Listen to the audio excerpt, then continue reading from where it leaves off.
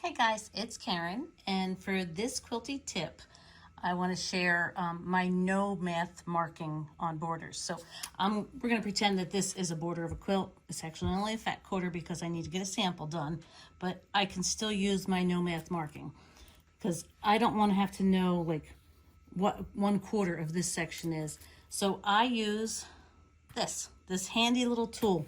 It was actually it's an expanding sewing gauge, and it was actually designed for spacing out buttonholes, but I use it for no math marking. So I'm gonna kind of spread this out, starting from the corner point of my border. This is where my border is going to turn, and I'm going to think about how many spaces I want in there. And that, let me just squish this back up. That gets me to the end. So that's 1, 2, 3, 4, 5. But I don't want them that small. So if I did every other, there'd be one here, and then a half of one. Or I can spread this out further.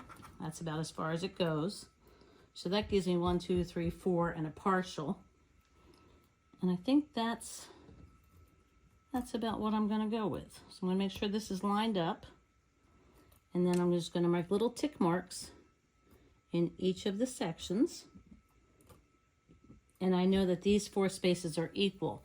But whenever you're marking, I don't want to move this until I turn my quilt. So I'll just pick this up very gently, turn my quilt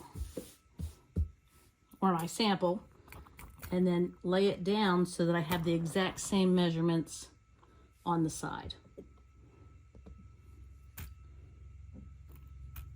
1, 2, 3, 4, right there.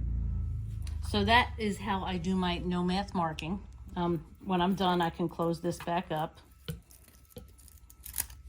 and then take a ruler and then extend these lines out to the border.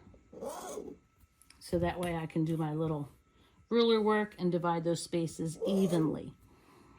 So little trick I use, and it has served me well all this time. I don't like to have to figure out what half of 55 3/8 is. I'm not a mather. Some people love math, not me. So I use my expanding sewing gauge, and I just divide the space into a spot where I can fit what I need to, and then I separate, expand out the gauge, and I mark the spaces what I visually think looks good. Oh, these are available on my website. I have limited supplies as well as the marking pens. So if you want to check it out, there's a link at the bottom. So I hope you enjoyed it.